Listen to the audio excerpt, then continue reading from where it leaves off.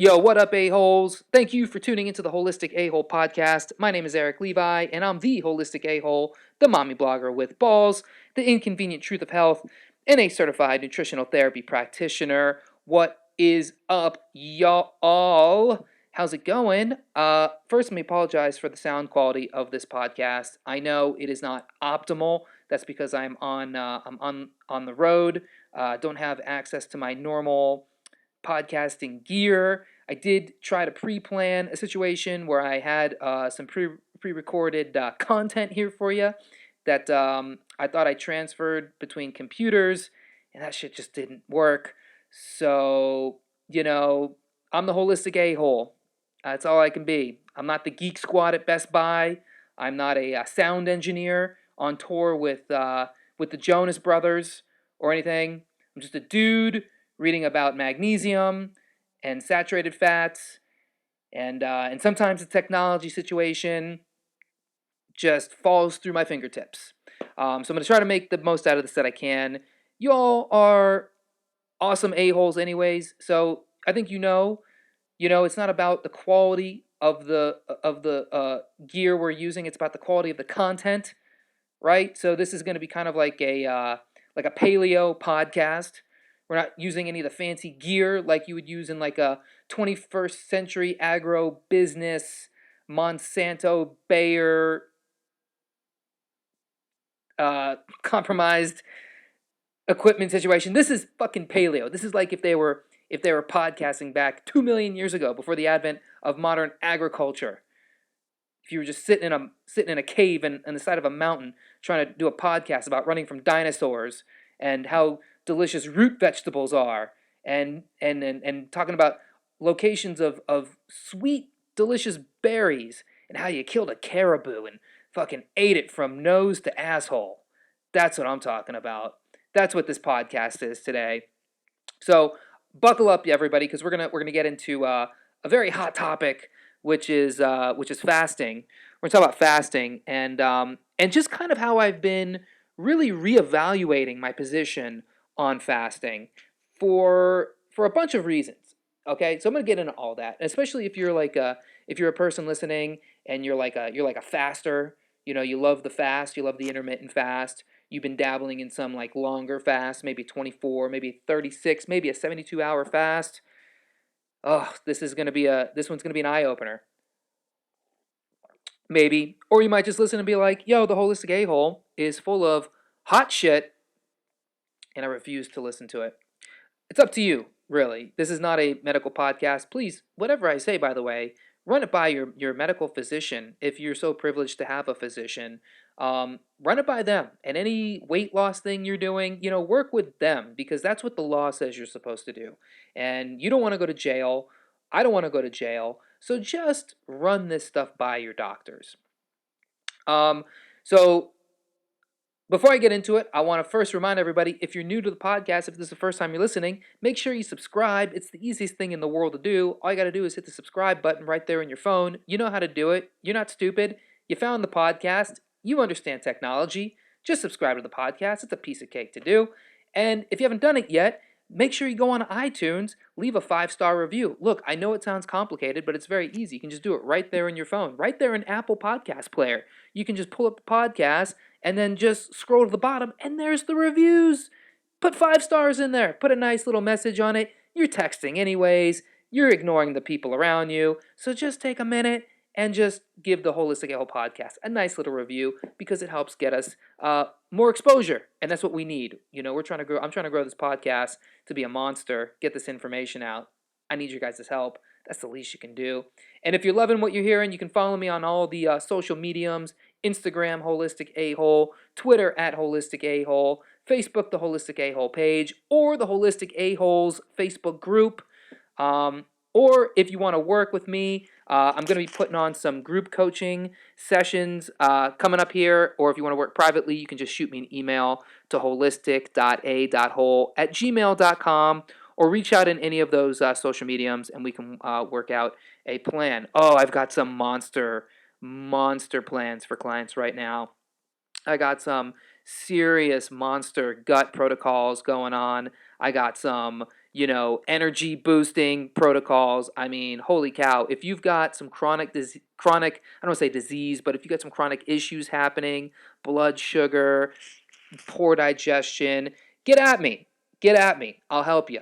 I will do what I can, and I'll give you the right information, and we'll get you fixed up, um, or we'll get the repairs underway.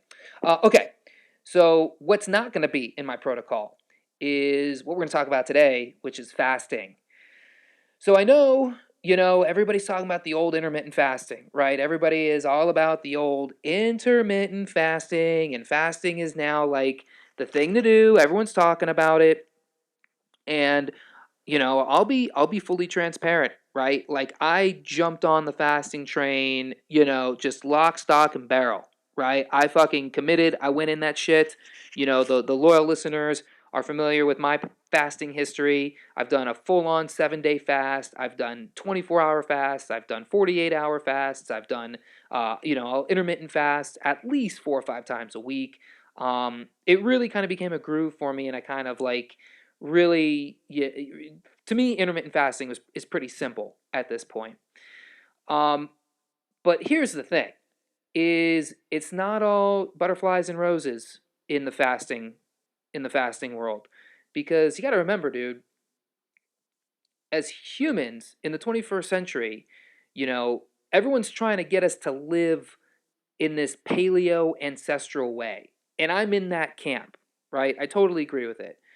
But at the same time, uh dude, we don't live in a paleo situation. We don't live in a paleo world. It's nice to think that, hey, like the old cavemen 2 million years ago, they would just live for days without eating, right? And that's how the body was set up. Yeah, I totally could get on board with that, right? I do believe there is some validity to the idea of, you know, keeping food out of your system, right? And just kind of letting your body repair itself. And that's what everybody says, right? They're like, well, your body starts kind of repairing itself. But the thing that people don't take into consideration is, what are we talking about when we say your body is repairing itself, right? What are we actually talking about? Okay? Because if we're talking about like rebuilding like muscle tissue, your body needs amino acids, right? It needs carbohydrates. It needs fatty acids. If we're talking about detoxing, if we're talking about like detoxing, like toxins out of your body, that's what people do fast so they can detox. It's like, oh, it's a great detox. I'll fast, right? But if you're going to detox, you need nutrition to detox. You need amino acids. You got to make glutathione, right? You can't do that without amino acids.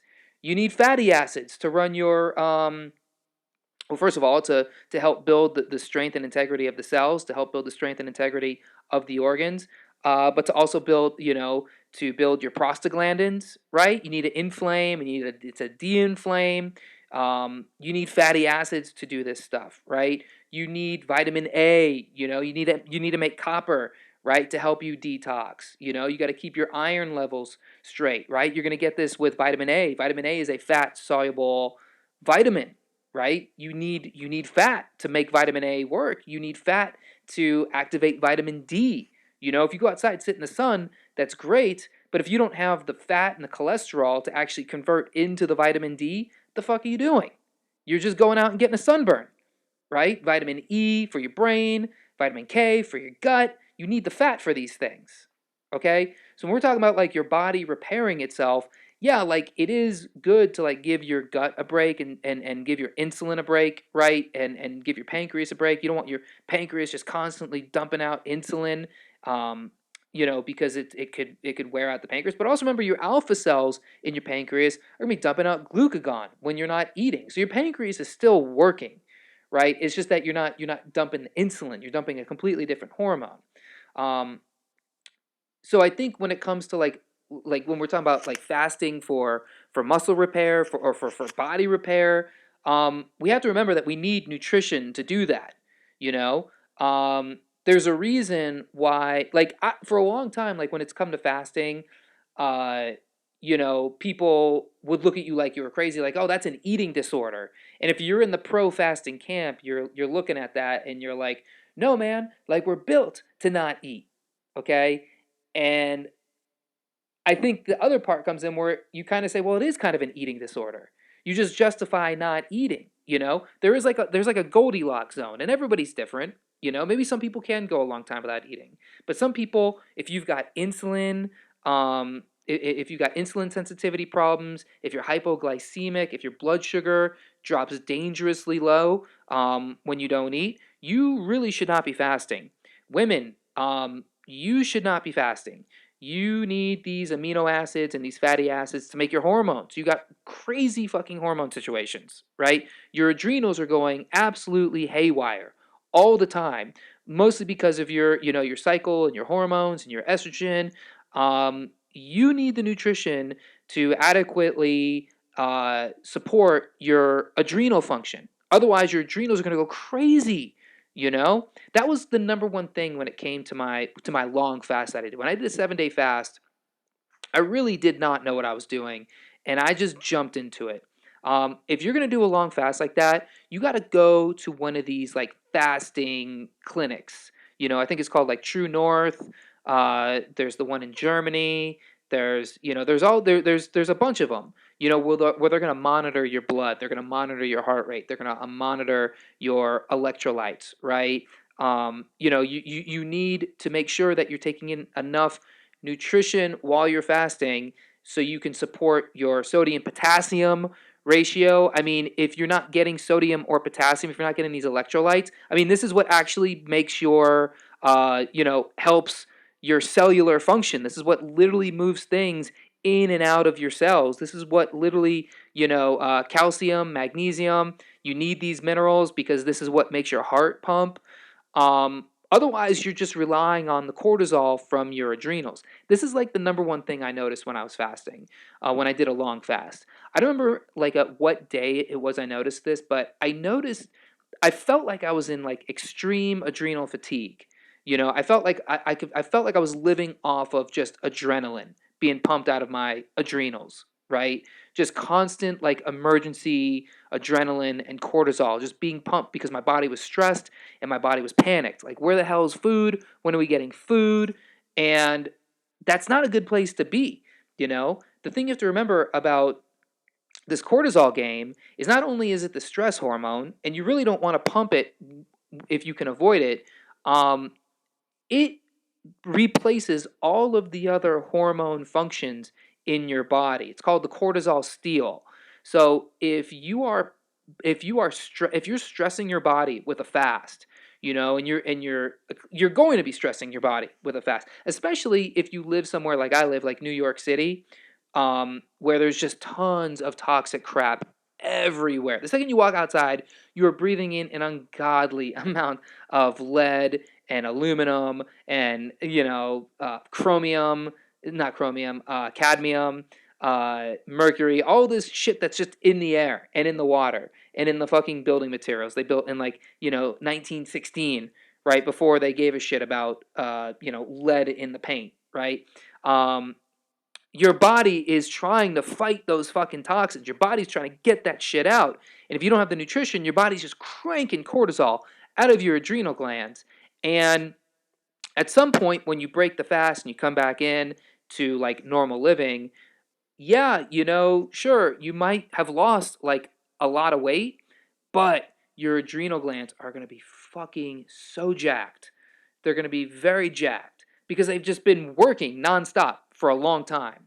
So that's like what I felt. And I think it took me a while to kind of like correct that, to like get my adrenals back in the game, like back working right, because I didn't feel right, for like I felt good, but I didn't feel like great. Like there was no like euphoria for me. Like after the fast, it was like, oh, okay, God, thank God that's over. And then it was like, all right, well now I think something happened. I don't know what happened. Um, and I mean, I did it with the education I had. If I did that now, I would do it so different. Like if you're gonna fast, if you're gonna do a long fast, you have to work your way into it. Like I remember when I put up that I did a long fast, I had a friend of mine hit me up and say that he was trying to do a long fast and he failed after like the first day. I think he made it like 36 hours or something, and he had planned on doing a week. And I asked him, like, what happened? And he's like, I just got so hungry, I couldn't do it. We're like, well, what did you eat before you started the fast? He's like, oh, I had like a big like meal with burger, like a burger and fries. And yeah, you can't jump into a fast like that. You're gonna totally fuck yourself up. If you're gonna do a fast, like a real fast, and it's like 2 days, if it's anything more than a day, here's what you do, okay? You um you do like a juice fast for like a day, day and a half before you jump into the fast. Then you jump into the water fast. And whatever it's going to be, a day, 2 days, 3 days, 4 days, you just stay true to the fast, okay? But what you're doing is you're severely limiting your body's work. Like, you don't want stuff stuck in your digestive tract when you're trying to fast, because what happens is it'll just go there and it'll just start rotting. And this is where you're going to start getting like gut diseases. So eat light so you can still keep the peristalsis of the gut moving, of the digestive tract moving, so you can get stuff out of there. Um, and then you'll be in a much better position. But again, don't do this stuff unless you've run it by your physician or unless you're being monitored in some way. Because, like I said, dude, you can really fuck yourself up. You can really fuck yourself up. Then, when it comes to like the intermittent fasting, again, people are just kind of doing that, and you need to really prepare yourself for it, right? Like, intermittent fasting, even though it's not extreme fasting, when you make it a daily habit, or if you do it like I do, like 4 or 5 times a week, you can really start to screw with your insulin. You can get into some situations where you might diminish your insulin sensitivity a little bit. You're messing with hormones, you're messing with blood sugar, right? You could really throw some shit off if you don't know your genetic readouts, if you don't know what your MTHFR situation is. uh, Again, intermittent fasting, you might be doing more harm than good. I know people who intermittent fast, they don't lose weight. A lot of people do. A lot of people will intermittent fast and they'll drop a lot of weight. That's great. But at the same time, it might just be because you're starving yourself. You might be putting more of a stress on your body than is really necessary. So this is why I've been really like reconsidering um, the idea of fasting and intermittent fasting, because the more I learn about detox, the more I understand about why we have the nutrition we do. I mean, look, like, we live in a very polluted society. I mean, there's no doubt about that. Like, I'm sitting in a room right now, and there is paint on the walls. There's like this shag carpeting. There's all of these little like wooden pieces of furniture, right? Every single one of these things has some fucked up chemical in it, right? Whether it's the carpet with the dye in the carpet, whether it's the glue they use for the wood or the coating they put on the wood, the paint in the walls. Who the hell knows what's in that shit, right? Who knows what's in the insulation inside the walls? This is just in the room that I'm in, let alone going out into public, breathing in the air, drinking unfiltered water. Um, the toxic burden in your body is so intense that if your body is not set up to detox, if you're not making bile, right? If you don't have a sufficient phase 2 detoxification, this is the shit that actually gets the toxic crap out of your body. If you're not set up for these little things, you can really fuck yourself up. You know, I'm in these like juice fasting groups and these fasting groups on Facebook, and I see what people are talking about. And people are very like, there's people who are doing great on this stuff, or they say they're doing great. You can't always take that at its word. And then there's some people who are like genuinely struggling and they just don't like get it. They're just like, I don't get like how come I feel worse on a juice fast? I thought it was supposed to be great. Well, you have these things called healing reactions.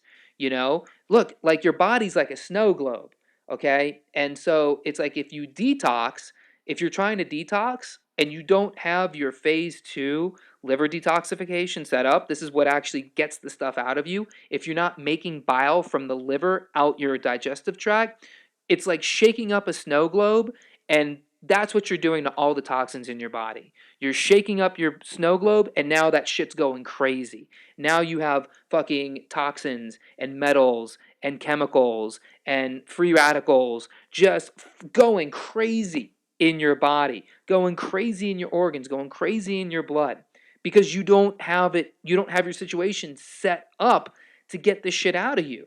So anytime you do a detox, whether it's a fast, whether it's a like a cleanse or something, do the pre-work first. Make sure you set that shit up. Clear your bowels. Do a couple enemas or something. Just get stuff out so stuff can start coming out of you, and then you'll have a more successful detox. And if you do so, choose to fast, you'll get a lot more out of it. If you're just starving yourself, believe me, you're not teaching your fat muscles any, like your ghrelin and your leptin's going crazy. As soon as you start eating again, you're not going to lose weight, right? So you have to like train, you have to set your body up for all this shit. And the fact is, there's a lot of fucking shenanigans in this fasting world. There's a lot of people pushing the fasting, and I see a lot of these people, and they should not be pushing the fasting.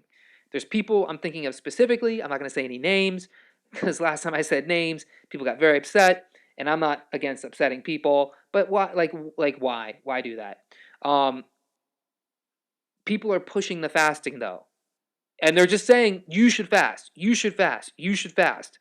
Everyone should fast. Well, we should stop shooting all over ourselves, right? That's all we're doing. Like, we should not tell other people what they should do, right? What you should do is you should go get a genetics test, and you should get it interpreted, and you should understand what genes are turned on in your body. What is your what detox genes do you have? And then you should fit your natural eating style to fit that. If you do like a 12-hour feeding window, I think that's sufficient. Then you have 12 hours off. That's totally fine. But as soon as you start getting into like this 16-8 thing, now you're kind of like also, what is your circadian rhythm? What is your 16-8 fast like? Right? Is your 8 windows of eating, is that like late at night? What is it? Like you eat, you start eating in the afternoon up until late at night, and then you just fast all the way to lunch. Are you missing breakfast? What is your sleep schedule like? When do you wake up in the morning? What is your blood sugar like? Right? Because if you're waking up at 7 and then not eating till 1, I mean, dude, you're actually not doing good for yourself, right? Some of these fasts, I should mention, I know I'm kind of all over the place, but some of these fasts have been tied to things like, for dudes, low testosterone, again, because if you're trying to go like all this time without eating, um you're stressing your body out, right? Your body is still like stressed out. So what's going on? It's stealing cortisol. Cortisol is stealing nutrition, the nutrition that's left inside you, and it's making cortisol, right? Instead of making testosterone like you want, and ladies, instead of making like progesterone or pregnenolone or estrogen like you want, it's making cortisol. And cortisol is a storage hormone. So it's still keeping shit tied to your body. So the stress you might be causing might be keeping that fat on you, right? So if you're fasting and you're like, why am I not losing weight? Well, there you go. It's all your hormones. So if you're gonna do this shit, make sure you do the work beforehand. Get your genetics test. Do some, do some. I would say fucking clear your bowels, man. If you're not pooping at least once a day, like first thing in the morning, you're not set up for a fast, right? If you're pooping every other day, if you're pooping every couple days, you are not set up for a fast, right? So get your shit straight, literally, and then you can start messing around with the fast. And do it where it's like your schedule is like you're eating within the first hour that you're up. So if you're doing like a 16-8 intermittent fast, stop eating at like 3 in the afternoon, and then that way you can eat again at 8 o'clock the next morning. But here's another thing. You might experience sleep problems with doing something like that. Like if you're going to bed hungry, um, sometimes in order to make melatonin, you need physically to have the protein, the tryptophan that came from the protein that you ate in the day, assuming you ate some kind of animal protein. You need the tryptophan to get converted to 5-HTP, to get converted to serotonin, to get converted into melatonin.